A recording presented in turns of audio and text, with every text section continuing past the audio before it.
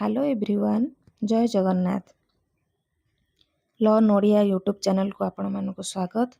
ଆଜି ଆମେ ଆଲୋଚନା କରିବା OSSTETର 2025ରୁ 2016 ଭିତରେ ଯେଉଁ କୋଶ୍ଚିନ୍ ଗୁଡ଼ାକ ପଡ଼ିଥିଲା ଓଡ଼ିଆ ଗ୍ରାମାର ଉପରେ, ତାରି ଉପରେ ଆମେ ଆଲୋଚନା କରିବା।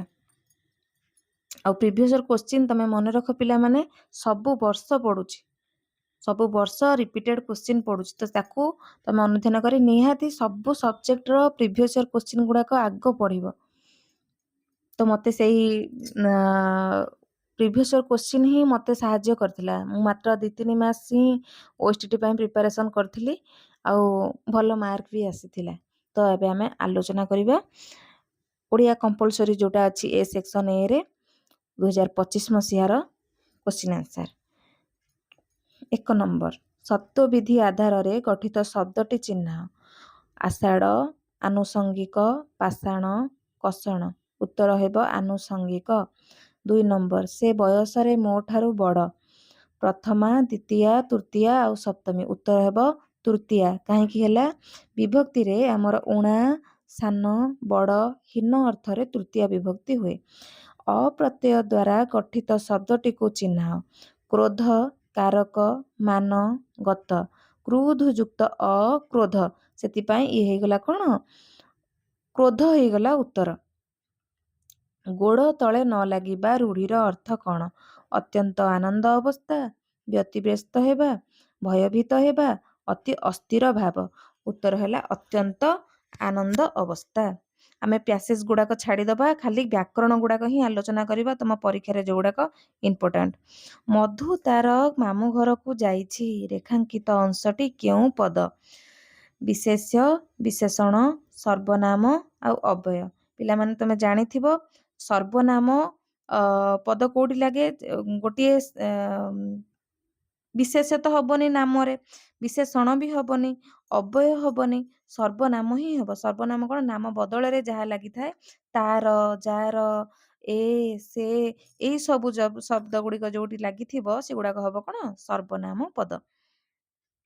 ଆସନ ସକାଶେ ବୃଦ୍ଧେ ଏଡ଼େବାଇ, ବାଳକେ ଯେସନ କ୍ରୀଡ଼ା ନକ ପାଇଁ। ଏଥିରେ କେଉଁ ଅଳଙ୍କାର ହୋଇଛି?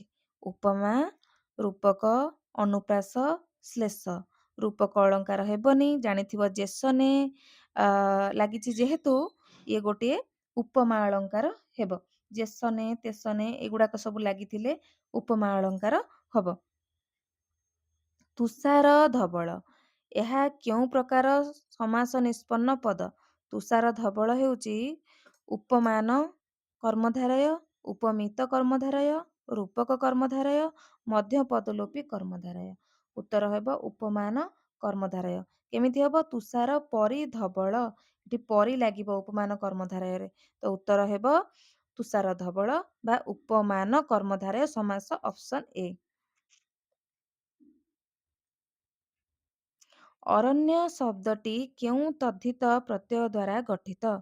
ଅରଣ୍ୟ ଶବ୍ଦଟି ଅରଣ୍ୟ, ଅରଣ୍ୟ ହବ ଅରଣ୍ୟ ଯୁକ୍ତ ଅ, ତ ଅପ୍ରତ୍ୟୟ ଦ୍ୱାରା ଲାଗିଛି। ତାପରେ ହେଲା ଶୁଦ୍ଧ ଶବ୍ଦଟିକୁ ବାଛ।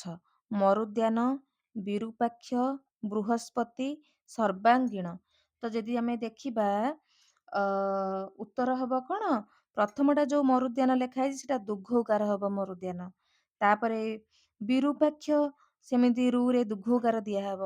ବୃହସ୍ପତି ଦ୍ୱିତୀୟ ତ ଉତ୍ତର ହେଇଗଲା ଅପସନ୍ ଡି ସର୍ବାଙ୍ଗୀଣ। 15 ନମ୍ବର କୋଶ୍ଚିନ୍, କଳି ଉପଦ୍ରବେ ତ୍ୟଜି ଲୋକାଳୟ, ଶାନ୍ତି କିଏ ସ୍ଥଳେ ଭଜିଲେ ଆଶ୍ରୟ। ଏଥିରେ କେଉଁ ଅଳଙ୍କାର ହୋଇଛି? ଏଥିରେ ଆମେ ଜାଣିଛେ କି, କିମ୍ବା, ସତେ, ସିନା ଏଇ ସବୁ ଲାଗିଲେ ହୁଏ କ'ଣ? ଉତ୍ପ୍ରେକ୍ଷା ଅଳଙ୍କାର। ଏଠି ଦେଖ ଲେଖା ହେଇଛି ଶାନ୍ତି କି, ଏଠି କି ଲାଗିଛି ବୋଲି ଏଠି କ'ଣ ହେଇଛି? ଉତ୍ପ୍ରେକ୍ଷା ଅଳଙ୍କାର ହୋଇଛି। ବିଶାଳ ଅକ୍ଷୀ ଯାହାର ସେ, ସମସ୍ତ ପଦଟି କ'ଣ?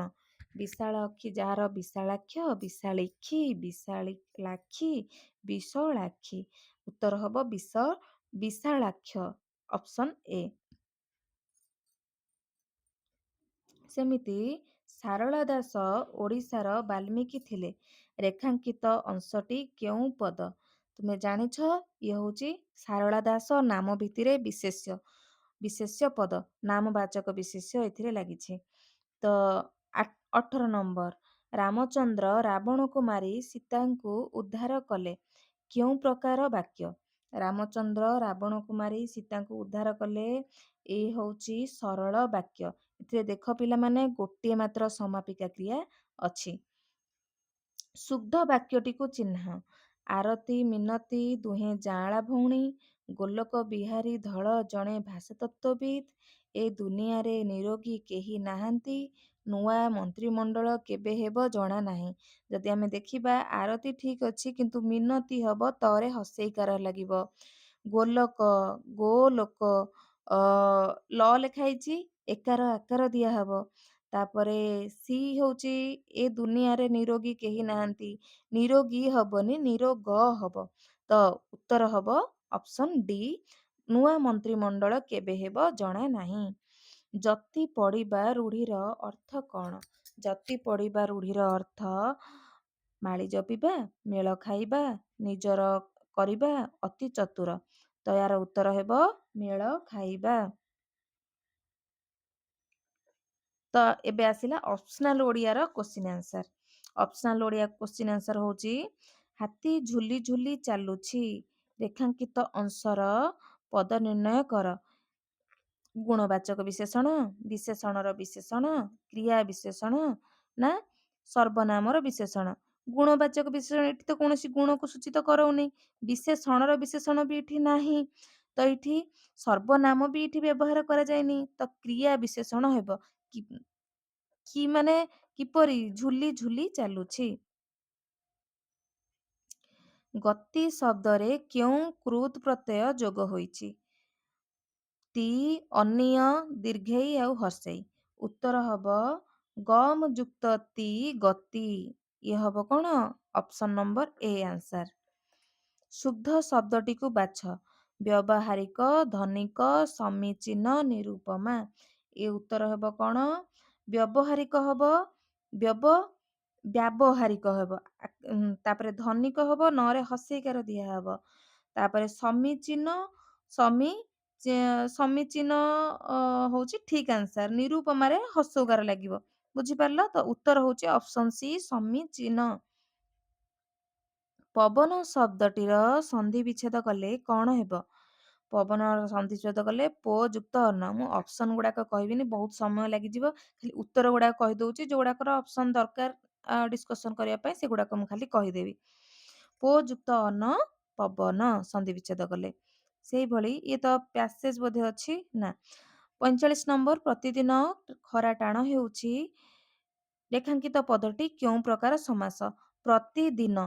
ଜାଣିଥିବ ପ୍ରତି ଅର୍ଥରେ ଆମର ଅବ୍ୟୟୀଭାବ ସମାସ ଲାଗେ। ତ ଉତ୍ତର ହବ ଅବ୍ୟୟୀଭାବ ସମାସ।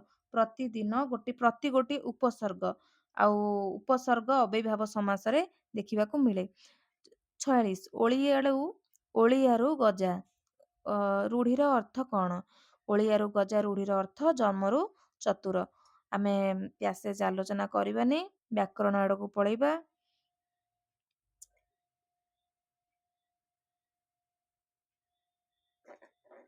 କିଏ? ହଁ, ତ 48 ନମ୍ବର।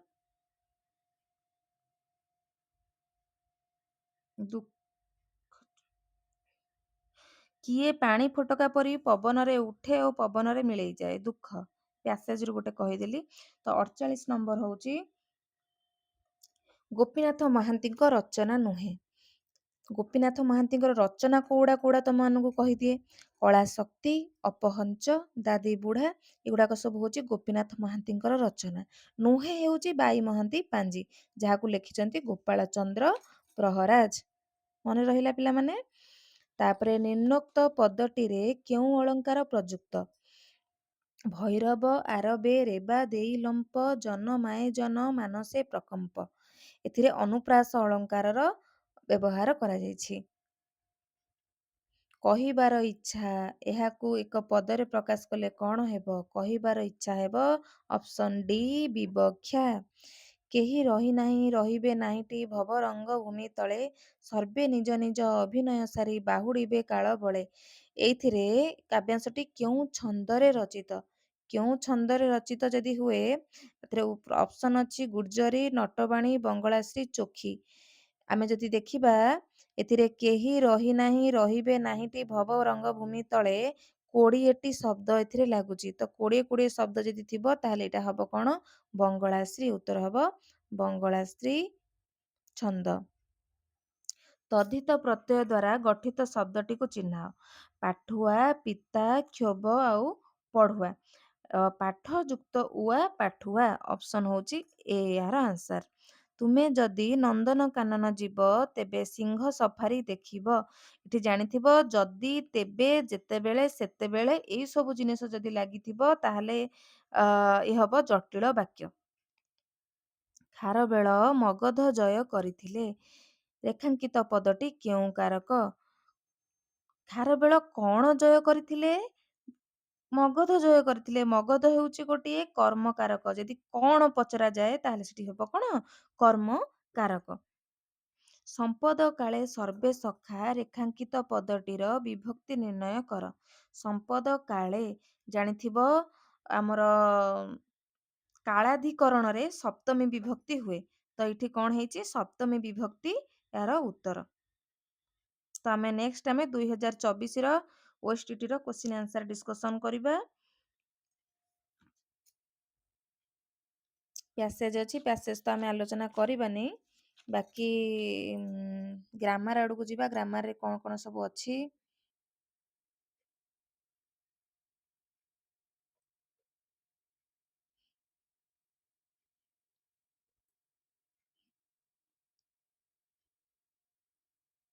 ହୁଁ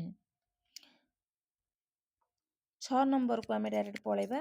6 ନମ୍ବରରେ ଲେଖା ହେଇଛି ହଇଓ ଭାବୁ କଣ ହେଲାଟି ରେଖାଙ୍କିତ ପଦଟି କେଉଁ ପଦ? ଜାଣିଥିବ ଯୋଉଠି ହଇଓ ଲାଗିବ ସେଠି ଅବୟ ଲାଗିବ। ଅବୟ ପଦ ହେବ। ଆନ୍ସର କଣ ହବ? ଅବୟ। ସମ୍ବୋଧ ବାଚକ ଅବୟ ଏଠି ଲାଗିଛି। ବିରାଡ଼ି କପାଳକୁ ଶିକା ଛିଣ୍ଡିଲା। ରେଖାଙ୍କିତ ପଦରେ କେଉଁ ବିଭକ୍ତି ଲାଗିଛି? କପାଳକୁ କୁଁ ମାନଙ୍କୁ ହେଲେ ଏଠି ଦ୍ୱିତୀୟ ବିଭକ୍ତି ହୁଏ, ମାନେ ଅନୁସାରେ ଅର୍ଥରେ। ବିରାଡ଼ିର କପାଳ ଅନୁସାରେ କଣ ହେଇଛି? ଶିକା ଛିଣ୍ଡିଛି। ଆଉ ବିଭକ୍ତିରେ କୁ ଲାଗେ, ତମେ ଆରାମରେ କରିପାରିବ କଣ? ଦ୍ୱିତୀୟ ବିଭକ୍ତି ବୋଲି।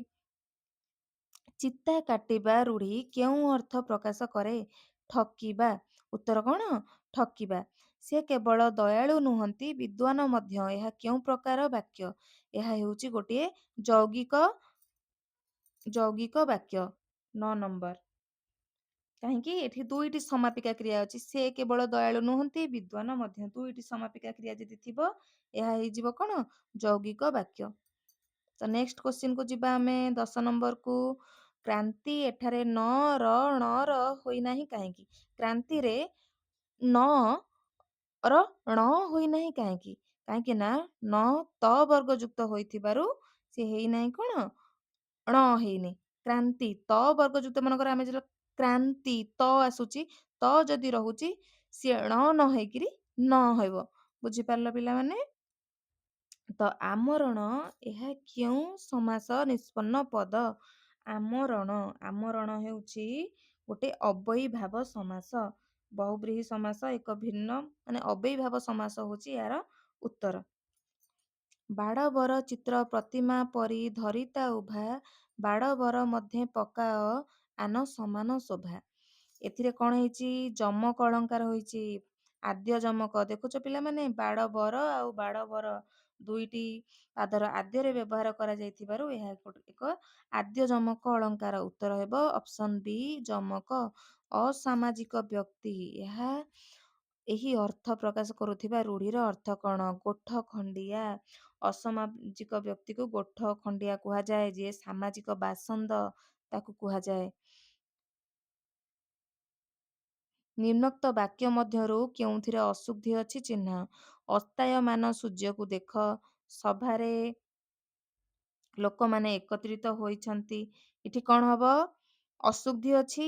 ଏ ସବୁ ଠିକ ଅଛି। ଏକତ୍ରିତ, ଏଠି ଏକତ୍ରିତ ହବନି, ଏକତ୍ର ହେବ। ତ ଉତ୍ତର ହବ କଣ? ଅପସନ ବି। କାହାର ବାରମ୍ବାର ଉଚ୍ଚାରଣ ହେଲେ ଅନୁପ୍ରାସ ଅଳଙ୍କାର ହୋଇଥାଏ।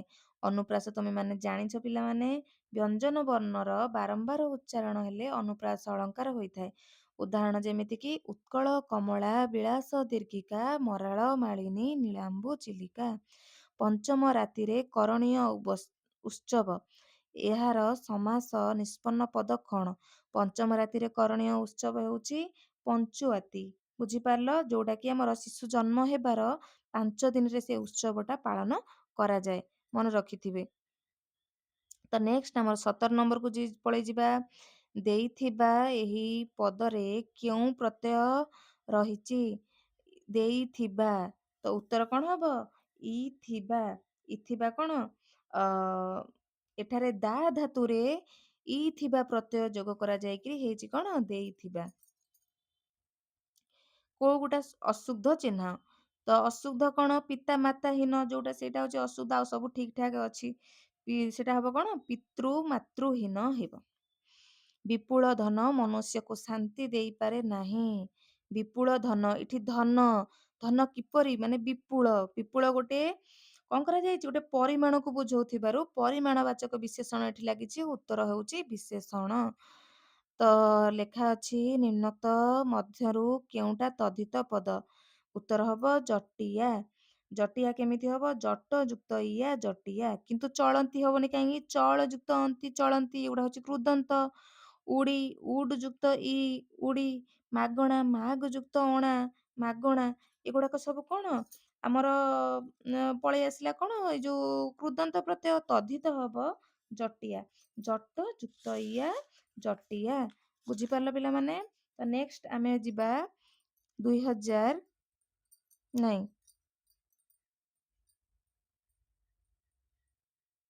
ତାପରେ ଆମେ ଅପସନାଲ ଓଡିଆକୁ ଯିବା।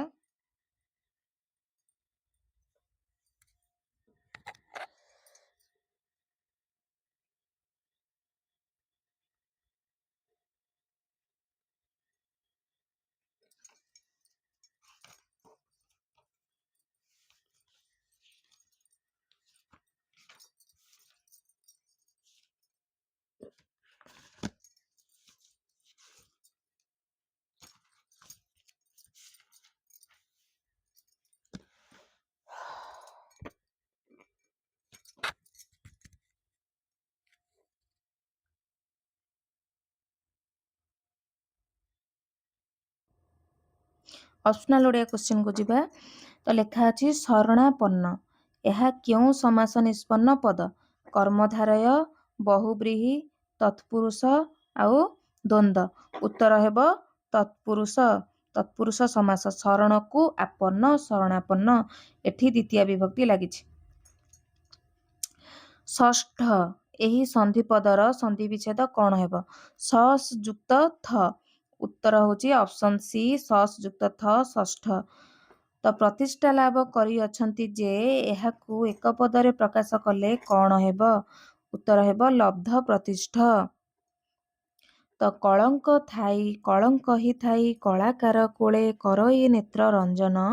ସ୍ୱଭାବ ସୁନ୍ଦର ଅଙ୍ଗକୁ ଜଗତେ ନ ହୁଏ କିସ ମଣ୍ଡନ। ଏହି ପଦରେ କେଉଁ ଅଳଙ୍କାରର ପ୍ରୟୋଗ କରାଯାଇଛି? ଏଥିରେ ଆମର ପିଲାମାନେ ଅର୍ଥାନ୍ତର ନ୍ୟାସ ଅଳଙ୍କାରର ପ୍ରୟୋଗ କରାଯାଇଛି। ଅର୍ଥାନ୍ତର ନ୍ୟାସ ମାନେ ଗୋଟିଏ ତଥ୍ୟକୁ ଅନ୍ୟ ଏକ ତଥ୍ୟ ଦ୍ୱାରା ସମର୍ଥନ କରାଗଲେ ତାହାକୁ କ'ଣ କୁହାଯାଏ?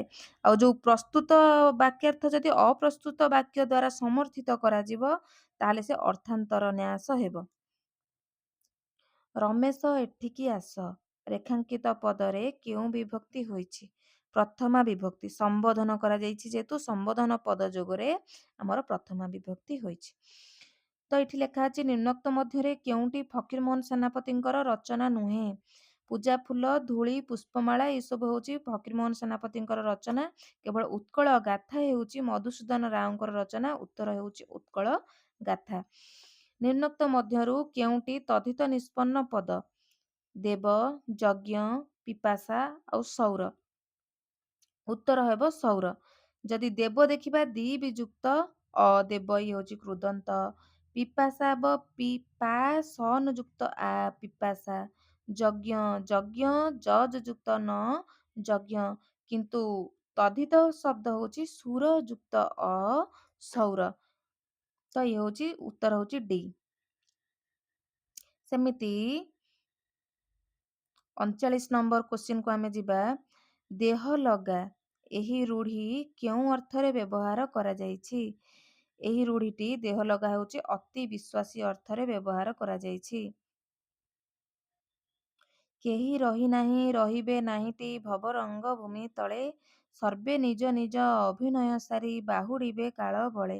ଏହି ପଦ କେଉଁ ଛନ୍ଦରେ ରଚିତ? ଜାଣିଥିବ ପିଲାମାନେ, ମୁଁ ତମକୁ ପୂର୍ବ ଯୋଉ ପ୍ରିଭିୟସ୍ ଇୟର କ୍ୱେଶ୍ଚିନ୍‌ରେ ବି ଏଇଟା ମାନେ ପଡ଼ିଥିଲା ବଙ୍ଗଳାଶ୍ରୀ। ପୁଣି ଥରେ କହିଦେଉଛି, ପ୍ରତ୍ୟେକ ପାଦର ସଂଖ୍ୟା ଯଦି 20 ଥିବ ଆଉ ଦୁଇ ପଦରେ ଏକ ପଦ ହୋଇଥିବ, ପ୍ରତିପାଦର ଷଷ୍ଠ, ଦ୍ୱାଦଶ, ଅଷ୍ଟାଦଶ ଓ ଶେଷ ଅକ୍ଷରରେ ଯତିପାତ ଥିବ, ତାହେଲେ ବଙ୍ଗଳାଶ୍ରୀ ଛନ୍ଦ ହେବ। ଉତ୍ତର ହେବ ବଙ୍ଗଳାଶ୍ରୀ। ଖାରବେଳ ମଗଧ ଜୟ କରିଥିଲେ। ତ ଖାରବେଳ ମଗଧ, ପୁଣି ଥରେ ଏ କ୍ୱେଶ୍ଚିନ୍ ରିପିଟେଡ୍ ହେଇଛି। ମଗଧ କଣ ହବ? କର୍ମକାରକ। କର୍ମକାରକ ହବ ମଗଧ। କଣ ଜୟ କରିଥିଲେ? ମଗଧକୁ ଜୟ କରିଥିଲେ। ତ ନିମ୍ନୋକ୍ତ ଶବ୍ଦମାନଙ୍କ ମଧ୍ୟରୁ କେଉଁଟି ଶୁଦ୍ଧ? ଶୁଦ୍ଧ କୋଉ ଗୋଟେ ଆମେ ଦେଖିବା। ଶୁଦ୍ଧ ହେବ ସର୍ଜନ ହବ। ସର୍ଜନ ଗୋଟିଏ ଶୁଦ୍ଧ ଶବ୍ଦ। ଆଉ କୋଉ ଏଇଟା ସବୁ ଅଶୁଦ୍ଧ ଶବ୍ଦ ଗୁଡ଼ା କଣ? ଅବସନ୍ନ, ଅବସନ୍ନ ହବ, ଦ୍ୱିତୀୟ ନ ଲାଗିବ। ଅନୁସୂୟା, ଅନୁସୂୟାରେ ଲାଗିବ ଅନସୂୟା, ହସଉକାର ଲାଗିବନି।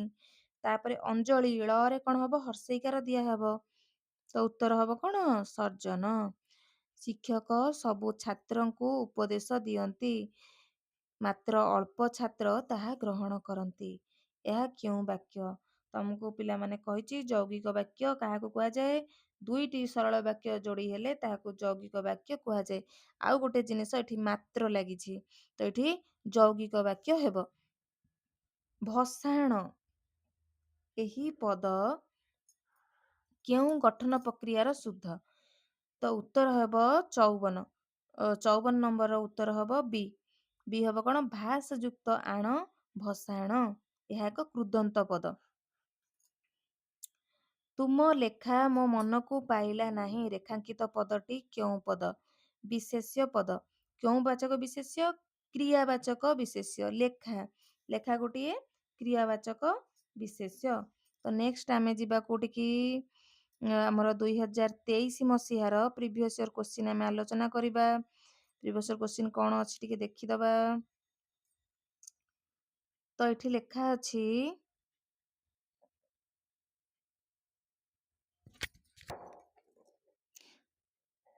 6 ନମ୍ବରକୁ ଯିବା। ହତାଏ, ଏଥିରେ କେଉଁ ପ୍ରତ୍ୟୟ ଲାଗିଛି? ହତାଏ କେଉଁ ପ୍ରତ୍ୟୟ ଲାଗିଛି? ଏଥିରେ ଏ ପ୍ରତ୍ୟୟ ଲାଗିଛି। ଏଠି ପରିମାଣ ବା ଦୈର୍ଘ୍ୟ ଅର୍ଥରେ ହତାଏ ହେଇଛି। ତ ତାପରେ ଅଛି କଣ? ଚିର ସୁନ୍ଦର। ଏହି ସମସ୍ତ ପଦ କେଉଁ ସମାସର ନିୟମରେ ଗଠିତ?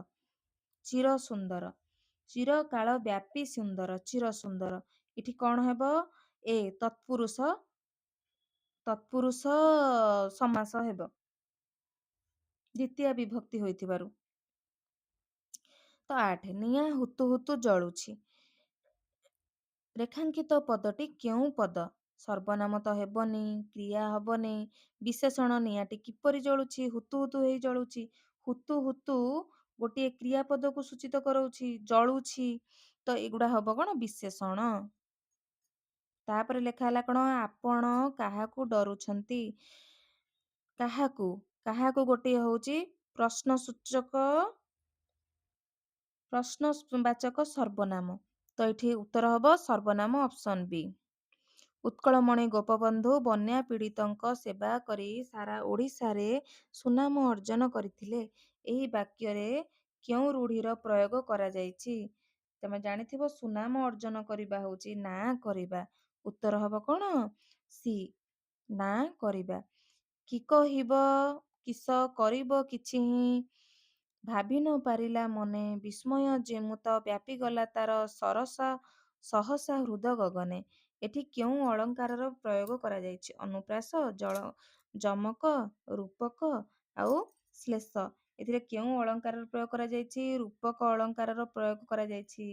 ପିଲାମାନେ ମନେ ରଖିଥିବ, ରୂପକ ଅଳଙ୍କାର ବିସ୍ମୟ ମାନେ ଯେଉଁଠାରେ ଗୋଟିଏ ବସ୍ତୁର ଆରୋପ ନିମନ୍ତେ ଅନ୍ୟ ଏକ ବସ୍ତୁର ଆରୋପ କରାଯାଇଥାଏ ସେଠି କଣ କରାଯାଏ ରୂପକ ଅଳଙ୍କାର ହେଇଥାଏ। ଏଠି କଣ ହେଇଛି ପାରମ୍ପରିତ ରୂପକ କରାଯାଇଛି ମାନେ ବିସ୍ମୟ ଭାବ ବିସ୍ମୟ ହେଉଛି ଜିମୁତରେ ଆରୋପ କରାଯାଇଛି ଗୁଡାକ ହବ ରୂପକ ଅଳଙ୍କାର। ମରାମତ ହୋଇନାହିଁ ଯାହା ଏହି ବ୍ୟାସ ବାକ୍ୟରେ ସମାସ ନିଷ୍ପନ୍ନ ପଦ କଣ ହେବ? ମରାମତ ହୋଇନାହିଁ ଯାହା ବେମରାମତ ତ ଉତ୍ତର ହବ ବି। ନେକ୍ସଟ କଣ ଅଛି ଦେଖିବା ତୋ ଲାଗି ଗୋପ ଦାଣ୍ଡ ମନା ଏଠି ତୋ ରେଖାଙ୍କିତ ପଦରେ ବିଭକ୍ତି ନିର୍ଣ୍ଣୟ କର। ତୋ ହେଉଛି ମାନେ ଏଠାରେ ଚତୁର୍ଥୀ ବିଭକ୍ତି ହେଇଛି। ଚତୁର୍ଥୀ ବିଭକ୍ତି ମାନେ ଯୋଉଠି ଲାଗି ବହୁ ବଚନରେ ଏକ ବଚନ ଚିହ୍ନରେ ହେଇଥାଏ ତୋ ହବ କଣ ଚତୁର୍ଥୀ ବିଭକ୍ତି ତୋର ଲାଗି। ଯେ ସତ କହେ ସେ ନିର୍ଭୀକ ଅଟେ ପ୍ରଦତ୍ତ ବାକ୍ୟଟି କେଉଁ ପ୍ରକାର ବାକ୍ୟ? ଯେ ଆଉ ସେ ଲାଗିଲେ ପିଲାମାନେ ଜଟିଳ ବାକ୍ୟ ହେବ କାହିଁକି ନା କାରଣ ଏଠାରେ ଅପ୍ରଧାନ ବାକ୍ୟ ପ୍ରଧାନ ବାକ୍ୟ ଉପରେ ନିର୍ଭରଶୀଳ। ଯେ ସେ ଯେତେବେଳେ ସେତେବେଳେ ଏଗୁଡାକ ସବୁ ହଉଛି ଜଟିଳ ବାକ୍ୟ। ତ ଶ୍ରୀମାନ ଏହି ପଦରେ ଥିବା ନ ର ଣ ହେଲା ନାହିଁ କାହିଁକି? କାହିଁକି ନା ଏଥିରେ କଣ ହେଇଛି ନା ନ ପଦାନ୍ତର ଥିବାରୁ ଏଠି ହେଇଛି। ଏ ପଦାନ୍ତ ହସନ୍ତ ନଥିଲେ ଣ ହୁଏ ନାହିଁ। ପାଣି ଗ୍ରହଣରୁ ବୁଝିଅଛୁ କାଲି ସ୍ୱଭାବେ ତୁମ୍ଭେ ଉଦାର ବାହୁଲ୍ୟେ ମାତର କହୁଅଛୁ ଆମ୍ଭେ ମୁନି କନ୍ୟା ହେଉ ଉଦାର। ଏଠି କେଉଁ ଅଳଙ୍କାରର ବ୍ୟବହାର କରାଯାଇଛି? ଏଠି ରୂପକ ଅନୁପ୍ରାସ ଉତ୍ପ୍ରେକ୍ଷା ଶ୍ଲେଷ। ଉତ୍ତର ହଉଛି ଶ୍ଲେଷ ଅଳଙ୍କାରର ବ୍ୟବହାର କରାଯାଇଛି। କାହିଁକି ଯେଉଁଠାରେ ଏକାଧିକ ଅର୍ଥ ପ୍ରକାଶ କରୁଥିବ ସେଠି କଣ ହବ ଶ୍ଲେଷ ଅଳଙ୍କାର ହବ। ପାଣି ଗ୍ରହଣର ଦୁଇଟି ଅର୍ଥ ଗୋଟେ ହଉଛି ବିବାହ ଅର୍ଥରେ ଆଉ ଗୋଟେ ହଉଛି ହସ୍ତଧାରଣ ଅର୍ଥରେ ଏମିତି ସବୁ ଅର୍ଥର ବ୍ୟବହାର କରାଯାଇଛି ସେଥିପାଇଁ ହଉଛି ଶ୍ଲେଷ ଅଳଙ୍କାର ହୋଇଛି। ଖେଳୁଆଳ ଖେଳ ଯୁକ୍ତ ଉଆଳ ଖେଳୁଆଳ ଉତ୍ତର ହବ କଣ ଅପସନ ଏ। କେଉଁଟି କେଉଁ ଶବ୍ଦଟି ଠିକ ଅପଦସ୍ତ ହେଉଛି ଶବ୍ଦଟି ଠିକ ଆଉ ସବୁ ଭୁଲ ଆଶିଷ ହବନି ଅନାୟସ ହେବନି ଭୂମିଷ୍ଠ ହେବନି ଏଗୁଡାକ ହଉଛି ଅପଦସ୍ତ ହେଉଛି ତମର ଠିକ ଆନ୍ସର। ତାପରେ 19 ନମ୍ବର ହଉଛି କେଉଁଟି ଶୁଦ୍ଧ ବାକ୍ୟଟି ଅଟେ? ଜଳନ୍ତା ନିଆଁରେ କୁଟା ପକାଉ ନାହିଁ ଗୋଟିଏ ହଉଛି ଶୁଦ୍ଧ ଶବ୍ଦ ଆଉ ସବୁ ହଉଛି ଅଶୁଦ୍ଧ ଶବ୍ଦ। କ୍ଷିଅ କାଢିବା କିଏ ଏହି ରୂଢି ଅର୍ଥରେ ବ୍ୟବହାର କରାଯାଇଛି? କ୍ଷିଅ କାଢିବା ମାନେ ଦୋଷ ବାଛିବା। ତାପରେ ଆମେ ନେକ୍ସଟ ଅପସନାଲ ଓଡିଆ କୋଶ୍ଚିନ୍ କୁ ଯିବା। ଅପସନାଲ ଓଡିଆ କୋଶ୍ଚିନ୍ ରେ କଣ ଲେଖା ହେଇଛି? ଜଗନ୍ନାଥଙ୍କ ଜଣାଣ ଭକ୍ତି ରସ ଉଦ୍ରେକ କରିଥାଏ। ଏହି ଜଣାଣ ରେଖାଙ୍କିତ ପଦଟିର କେଉଁ ପଦ? ବିଶେଷ୍ୟ ପଦ। କାହିଁକି ଆମର ଜଣାଣ ଏଠାରେ ବିଶେଷ୍ୟ ପଦ ହୋଇଛି। ତ 42 ନମ୍ବର ପରଶୁଣି ଏହି ପଦଟି କିପରି ଗଠିତ ହୋଇଛି? ପରସ ଯୁକ୍ତ ଉଣି ପରଶୁଣି ଅପସନ ନମ୍ବର ଡି। ତାପରେ ତ ଆସିଲା ଅନୁଚ୍ଛେଦ ଆମେ ଆଲୋଚନା କରିବାନି। ଏଠି ଗୋଟେ ଅଛି ଅର୍ଥକୋଇଲି ପୁସ୍ତକର ରଚୟିତା କିଏ? ଅର୍ଥକୋଇଲି ପୁସ୍ତକର ରଚୟିତା ହେଉଛନ୍ତି ଜଗନ୍ନାଥ ଦାସ। କେଉଁ ନିମ୍ନୋକ୍ତ ମଧ୍ୟରୁ କେଉଁ ଶବ୍ଦଟି ଶୁଦ୍ଧ? କେଉଁ ଶବ୍ଦଟି ହେଉଛି ଆହ୍ନିକ ଶବ୍ଦଟି ହେଉଛି ଶୁଦ୍ଧ ଶବ୍ଦ।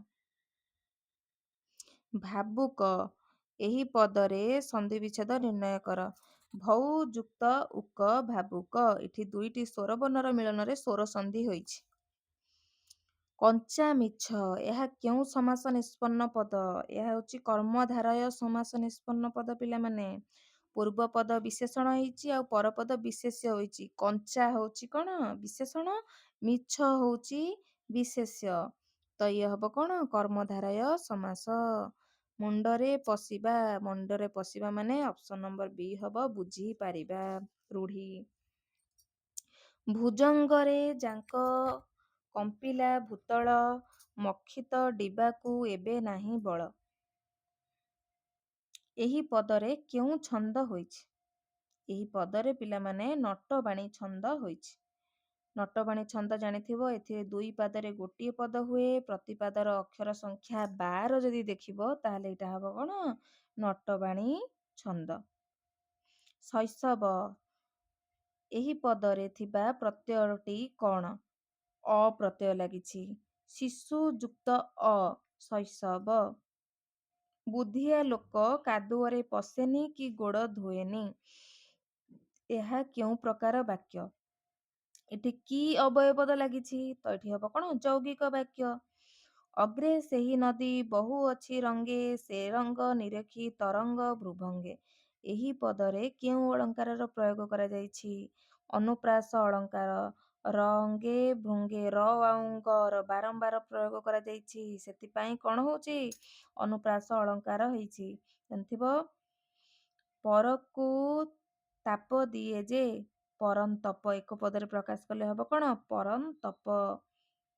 ନେକ୍ସଟ ଦେଖିବା, ପାଳରୁ ଛତୁ ଫୁଟେ। ପାଳରୁ, ରୁ ଠାରୁ ମାନଙ୍କ ଠାରୁ ହେଲେ ଗୋଟିଏ ଜିନିଷ ଆଉ ଗୋଟିଏରୁ ଯଦି ହେଲା ତାହେଲେ ସେ କଣ ହବ? ଉତ୍ପତ୍ତି ଅର୍ଥରେ ଆମର ଅପାଦାନ କାରକ ହେବ। ଉତ୍ତର କଣ? ଅପାଦାନ କାରକ। ପିତା ଆକାଶହୁଁ ବଡ଼ ଅଟନ୍ତି। ଆକାଶହୁଁ, ଆକାଶହୁଁ ମାନେ କଣ? ଆକାଶ ଠାରୁ। ତ ଆକାଶ ଠାରୁ, ରୁ ଠାରୁ ମାନଙ୍କ ଠାରୁ କଣ ହବ? ଏ ପଦଟି କେଉଁ ବିଭକ୍ତି ହେବ? ହେବ ପଞ୍ଚମୀ ବିଭକ୍ତି। ହୁଁ, ହୁଁ ପଞ୍ଚମୀ ବିଭକ୍ତି ଚିହ୍ନ ଥିବାରୁ ଏଟା ହଉଛି ପଞ୍ଚମୀ ବିଭକ୍ତି। ତ ନେକ୍ସଟ ଦେଖିବା, 2022 ର OSTT ର କ୍ୱେଶ୍ଚିନ୍। ତ ଏବେ ଆମେ ଆଲୋଚନା କରିବା 6 ନମ୍ବର କ୍ୱେଶ୍ଚିନ୍। 6 ନମ୍ବର ଏଇ ଯୋଉ 2022 ର ନରସିଂହ, ଏହା କେଉଁ ପ୍ରକାର ସମାସ ନିଷ୍ପନ୍ନ ପଦ? ନରସିଂହ ହେଉଛି ଉପମିତ କର୍ମଧାରୟ। ନରସିଂହ ପରି, ନରକୁ ସିଂହଠାରୁ ଅଭିନ୍ନ ବୋଲି କଳ୍ପନା କରା ନ ଯାଇ ଶ୍ରେଷ୍ଠତ୍ୱ ଗୁଣ ପ୍ରକାଶ କରିବା ଅର୍ଥରେ ଆମର କଣ ହେଇଛି? ଉପମିତ କର୍ମଧାରୟ ସମାସ। ତାପରେ ନେକ୍ସଟ ଦେଖିବା, ତାରା ପୁଞ୍ଜେ ଯଥା ଶୋଭେ ହରିତାଳି, ପୁଳିନ ତେସନ ଶୁଭ୍ର ଶକ୍ତିଶାଳୀ। ଏଠି କଣ କରାଯାଇଛି? ଜେସନ ତେସନ ଏଗୁଡାକ ସବୁ ଲାଗିଲେ ଯଥା, ଏଟା ସବୁ ଉପମା ଅଳଙ୍କାର ହେବ। ଉତ୍ତର କଣ? ଯଥା ଲାଗିଛି, ତାରା ପୁଞ୍ଜେ ଯଥା, ଏଠି ଯଥା ହେଉଛି ଲାଗିଥିବାରୁ ହେଉଛି ଉପମା ଅଳଙ୍କାର ହୋଇଛି। ସେ କେବଳ ବିଦ୍ୱାନ ନୁହନ୍ତି ଦୟାଳୁ ମଧ୍ୟ। ସେ, ଏଠି 2ଟି ସମାପିକା କ୍ରିୟା ଅଛି, ସରଳ ବାକ୍ୟ। ତ ଏଠି ହବ କଣ? ଯୌଗିକ ବାକ୍ୟ। ଉତ୍ତର କଣ ହବ? ଯୌଗିକ ବାକ୍ୟ। ପାଲିଙ୍କି ଉପରେ ପାଟ ଛତା, ରୂଢି କେଉଁ ଅର୍ଥରେ ପ୍ରଚଳିତ? ଉନ୍ନତି ଉପରେ ଉନ୍ନତି। ତ କୃତ୍ ପ୍ରତ୍ୟୟ ଦ୍ୱାରା ଗଠିତ ଶବ୍ଦଟିକୁ ଚିହ୍ନାଅ। ବୃଦ୍ଧ, ଉତ୍ତର ହବ ବୃଦ୍ଧ। ବୁଧ ଯୁକ୍ତ ତ, ବୃଦ୍ଧ।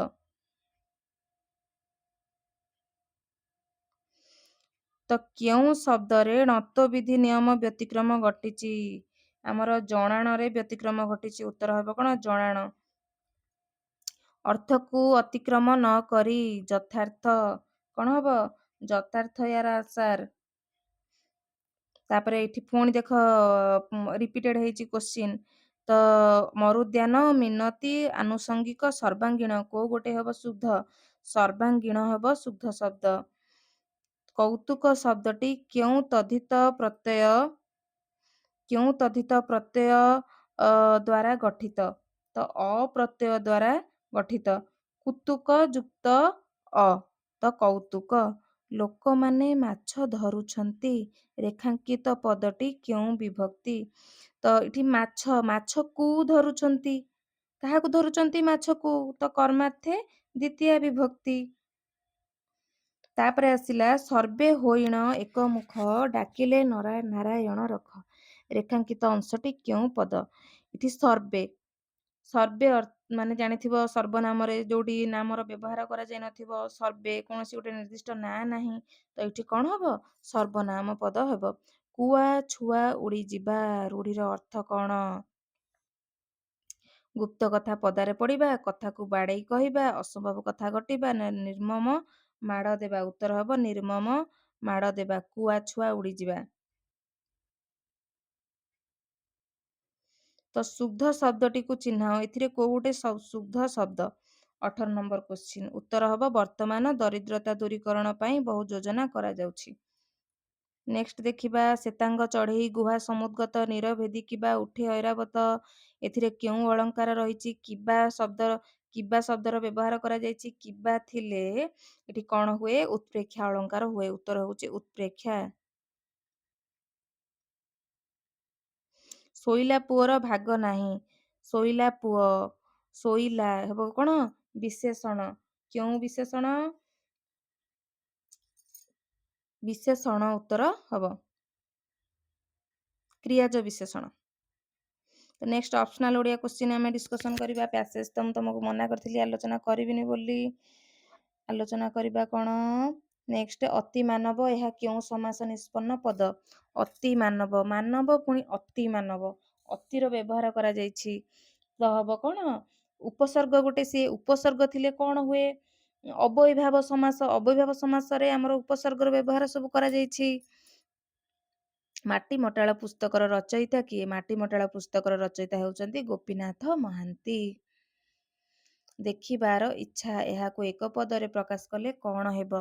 ଦେଖିବାର ଇଚ୍ଛା ହେଉଛି କଣ ପିଲା? ଦିଦୃକ୍ଷା। ଦୃଶ ଯୁକ୍ତ ମାନେ ଦୃଶ ଇଚ୍ଛାର୍ଥେ ସନ ଦିଦୃକ୍ଷ ଭାବ ଲାଗିକିରି କଣ ହେଇଛି? ଦେଖିବାର ଇଚ୍ଛା, ଦିଦୃକ୍ଷା। ତଦ୍ଧିତ ପ୍ରତ୍ୟୟ ଦ୍ୱାରା ଗଠିତ ଶବ୍ଦଟିକୁ ଚିହ୍ନାଅ। କୋଉ ଗୋଟେ ତଦ୍ଧିତ ପ୍ରତ୍ୟୟ ଲାଗିଛି? ଉତ୍ତର ହେବ ମୌନ। ମୁନି ଯୁକ୍ତ ଅ, ମୌନ। ଭାଗ୍ୟବାନ ସଦା ଭାଗ୍ୟ ଫଳ ଲଭେ, ଅଭାଗା ଲଭେ ଅଶିବ। ସାଗର ମନ୍ଥନେ କେଶବ କମଳା, ଗରଳ ଲଭିଲେ ଶିବ। ଏଥିରେ କେଉଁ ଛନ୍ଦର ରଚନା କରାଯାଇଛି?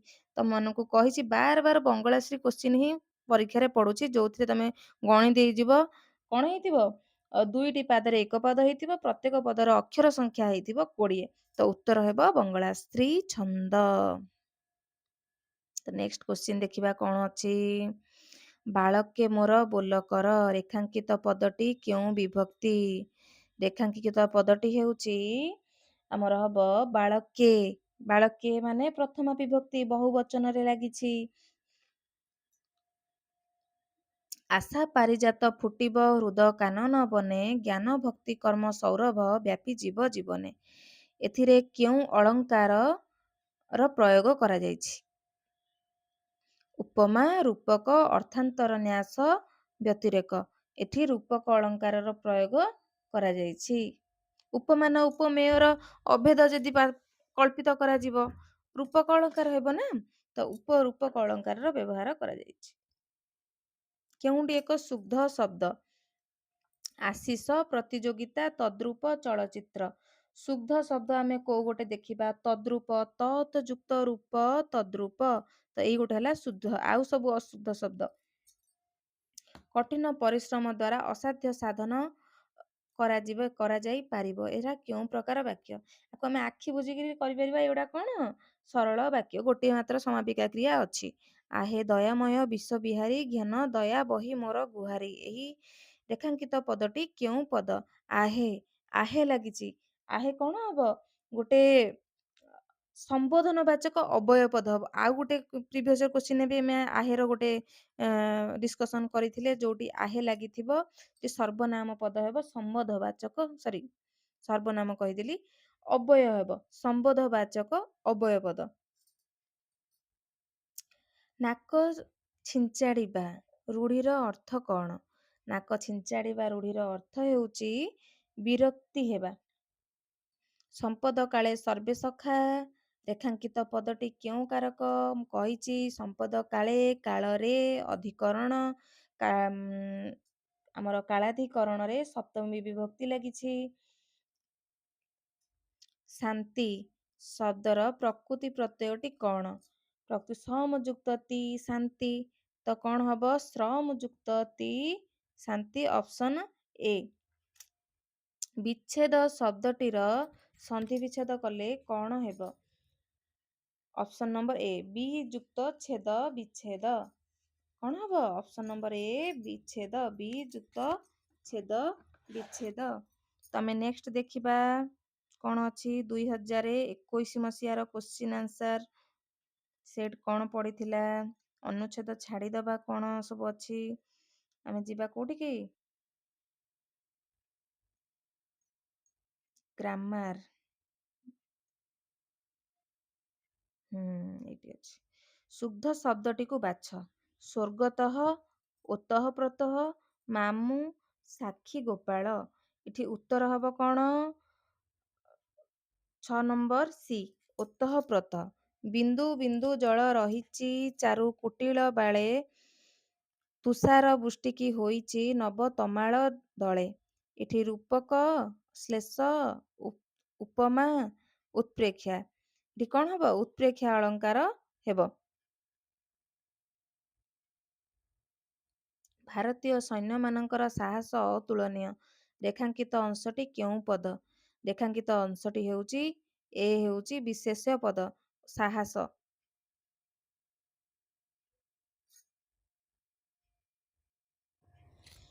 ଶୋଭିବ ଉତ୍କଳ ସଦ୍ମେ ସଦାଶୟା, ସରେ ଯଥା ପଦ୍ମେ ପଦ୍ମାଳୟା। ଏଠି ଯଥା ଲାଗିଥିବାରୁ ଏ ହେଉଛି ଉପମା ଅଳଙ୍କାର। ଅକ୍ଷର ପଛରେ ହବ ପରୋକ୍ଷ। ଯତି ପଡ଼ିବା ରୂଢ଼ି କେଉଁ ଅର୍ଥରେ ପ୍ରଚଳିତ? ମେଳ ଖାଇବା। ଖାଇବାର ପୁତ୍ର ଗଲା ମଥୁରାପୁରକୁ। ଏଥିରେ ବିଶେଷଣ ପଦ ଲାଗିଛି। ଖାଇବାର ପୁତ୍ର ମଥୁରାପୁରକୁ ଗଲା, ବିଶେଷଣ ପଦ ଲାଗିଛି। ନେକ୍ସଟ ଦେଖିବା କ'ଣ ଲେଖା ଅଛି। 13 ନମ୍ବର ଛଇ ଦେଖାଇବା ରୂଢ଼ିର ଅର୍ଥ କ'ଣ? ଭଙ୍ଗୀ ଦେଖାଇବା। ଏଠି ହେଉଛି ତଦ୍ଧିତାନ୍ତ ଶବ୍ଦ କୋଉ ଗୋଟେ? ଧୈର୍ଯ୍ୟ ହେଉଛି ଏହାର ଉତ୍ତର, ଠିକ ହବ ଧୈର୍ଯ୍ୟ। ଷଣ୍ଢକୁ ପଘା ନାହିଁ। ରେଖାଙ୍କିତ ପଦଟି କେଉଁ ବିଭକ୍ତି? ଷଣ୍ଢ କୁଙ୍କୁ ମାନଙ୍କୁ ଚତୁର୍ଥା ବିଭକ୍ତି ହେବ। ସତୀର୍ଥ କେଉଁ ସମାସ ନିଷ୍ପନ୍ନ ପଦ? ସତୀର୍ଥ ହବ। ବହୁବ୍ରୀହି ସମାସ ନିଷ୍ପନ୍ନ ପଦ କେଉଁ ଶବ୍ଦରେ ସତ୍ତ୍ୱବିଧି ନିୟମର ବ୍ୟତିକ୍ରମ ଘଟି ନାହିଁ? ବସନ୍ତ ଶବ୍ଦରେ ସତ୍ତ୍ୱବିଧି ନିୟମର ବ୍ୟତିକ୍ରମ ଘଟି ନାହିଁ। ଅଶୁଦ୍ଧି ନଥିବା ବାକ୍ୟଟିକୁ ଚିହ୍ନାଅ। ଏଥିରେ ହେଉଛି ଭୁବନେଶ୍ୱର ଓଡ଼ିଶାର ବୃହତ୍ତମ ନଗର, ଏଇଟା ଅଶୁଦ୍ଧି ନଥିବା ବାକ୍ୟ। ମଧୁବାବୁ ଏଣ୍ଟ୍ରାନ୍ସ ପାସ୍ କଲାବେଳେ କଲିକତାକୁ ରେଳପଥ ନଥିଲା। ଏ ଗୋଟିଏ ସମାପିକା କ୍ରିୟା ଥିବାରୁ ଏହା ହେଲା ଗୋଟିଏ ସରଳ ବାକ୍ୟ। କେଉଁ ଶବ୍ଦଟି କୃତ୍ ପ୍ରତ୍ୟୟ ଅଯୋଗରେ ଗଠିତ? ଘାତ, ଅପ୍ରତ୍ୟୟରେ ଲାଗିଛି। ତ ଆସିଲା ଅପସନାଲ ଓଡ଼ିଆ କ୍ୱେଶ୍ଚିନ୍ ଆନ୍ସର। ତୁଳାଭିଣାର ରଚୟିତା କିଏ? ତୁଳାଭିଣାର ରଚୟିତା ହେଉଛନ୍ତି ଜଗନ୍ନାଥ ଦାସ। ଅନେକ ଲୋକ ସଂସ୍କୃତ ଜାଣି ସୁଦ୍ଧା କହିପାରନ୍ତି ନାହିଁ। ଏହା କେଉଁ ପ୍ରକାର ବାକ୍ୟ? ସରଳ ବାକ୍ୟ। ଗୁପତେ ସିନା ମୁଁ ତତେ ପଚାରୁଛି, ବଳି ପଡ଼ିବାରୁ ବ୍ୟଥା। ରେଖାଙ୍କିତ ପଦଟି କେଉଁ ପଦ? ଅଭୟ ପଦ। ସିନା ଲାଗିଛି ସେଥିପାଇଁ ଅଭୟ ପଦ। ନୟନ ଉଜ୍ଜଳ କଜ୍ଜଳ ଲାଞ୍ଜି ଅନାଇ ଦେଇ, ଗଭୀର ଜଳରେ ପଶିଲେ ମୀନ ଭୟକୁ ପାଇ। ଏଠି ହବ ବ୍ୟତିରେକ ଅଳଙ୍କାର। ଆଣ୍ଠୁ ଆଡୁଆ ନିଶାପ, ଓଲଟା ବୁଝାମଣା। ତାର ଚାଲି ବଡ଼ ସୁନ୍ଦର। ଏଠି ହବ ତାର ଚାଲି, ଚାଲି ହେଉଛି କର୍ତ୍ତାକାରକ। ତୋ ବିନା ଅନ୍ୟ ଗତି ନାହିଁ। ତୋ ବିନା ନାହିଁ ଅନ୍ୟ ଗତି। ତୋର ହବ ଷଷ୍ଠୀ ବିଭକ୍ତି ହବ। କହିବାର ଇଚ୍ଛା କେଉଁ ପଦରେ ପ୍ରକାଶ କଲେ? ଏକ ପଦରେ ପ୍ରକାଶ କଲେ କ'ଣ ହବ? କହିବାର ଇଚ୍ଛା ବିବକ୍ଷା। ନିଘଞ୍ଚ ଏକ କେଉଁ ସମାସ ନିଷ୍ପନ୍ନ ପଦ? ଅବ୍ୟୟୀଭାବ ସମାସ ନିଷ୍ପନ୍ନ ପଦ। ଶୁଦ୍ଧ ଶବ୍ଦଟି କୋଉଟା? ବିକିରଣ। ହୃଷିକେଶ, ଏହି ଶବ୍ଦଟିରେ ସନ୍ଧି ବିଚ୍ଛେଦ କଲେ କ'ଣ ହେବ? ହୃଷିକ ଯୁକ୍ତ ଈଶ, ହୃଷିକେଶ। Option number A. ଚିର ହାହାମୟ ଏଛାର ଜୀବନ, ଜୀବନ ନୁହଁଇ ଜୀବନ୍ତ ମରଣ। ଏହା କେଉଁ ଛାନ୍ଦ? ନଟବାଣୀ ଛନ୍ଦରେ ରଚିତ। ନିମ୍ନୋକ୍ତ ମଧ୍ୟରୁ ନିମ୍ନୋକ୍ତ ତଦ୍ଧିତ ପ୍ରତ୍ୟୟ ଦ୍ୱାରା ଗଠିତ ଶବ୍ଦ ହେଉଛି ସାମ୍ୟ। ଧାରଣ ଶବ୍ଦର ପ୍ରକୃତି ପ୍ରତ୍ୟୟ କ'ଣ? ଧାରଣ ଶବ୍ଦର ପ୍ରକୃତି ପ୍ରତ୍ୟୟ ହେଲା ଆମର ଧାର ଯୁକ୍ତ ଅନ୍ନ, ଧାରଣ। ତ ନେକ୍ସଟ ଆମେ କ'ଣ କରିବା? 2021 ମସିହାର କ୍ୱେଶ୍ଚିନ୍ ଆନ୍ସର ଡିସ୍କସନ